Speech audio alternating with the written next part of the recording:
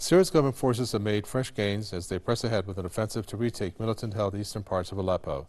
According to a UK-based monitoring group, Syrian troops and allied forces liberated the Tariq al-Bab neighborhood overnight.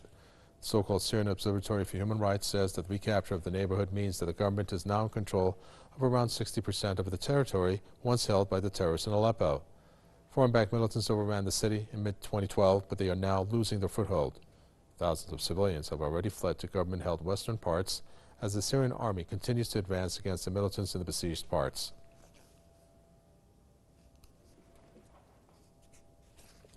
Max Igan is a radio host and political commentator joining us from Brisbane.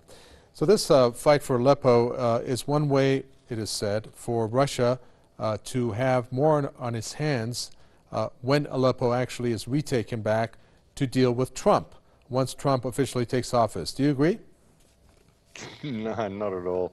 That's a ridiculous concept. I mean, it's absurd. I mean, the propaganda we hear from the West regarding what's going on in Syria is absolutely ridiculous. It beggars belief that they're even selling this to the people.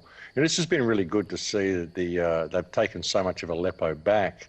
And it's going to be interesting to see how the West takes this. I mean, again, when you look at the situation in Syria, what we see here is regime change. The West wants regime change, while Russia is attempting to dispel terrorism, and Syria, the Syrian government, is attempting to dispel terrorists in their country as well.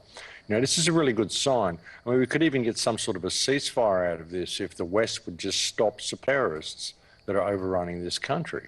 I mean, to think that this is to do with Trump and the election, I mean, and Russia, it's ridiculous. I mean, they're even attempting to say that Russia is attempting to influence the American election with fake news at the moment. I mean, it's absolutely absurd, the straws that the US administration is clutching at, attempting to gain credibility. It really is. Well, looking at this at another angle, there is said to be talks that are going on in Turkey between the so-called Syrian opposition and Russia without any U.S. involvement at all. And many sources are confirming that. Does this mean that the U.S. is sidelined when it comes to Syria?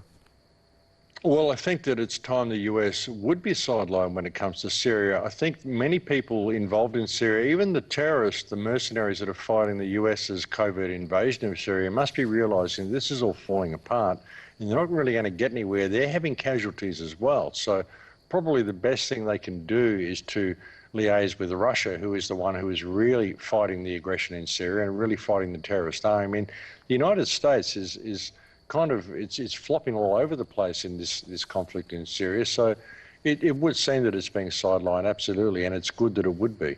Max Igan, thank you. Radio host and political commentator from Brisbane.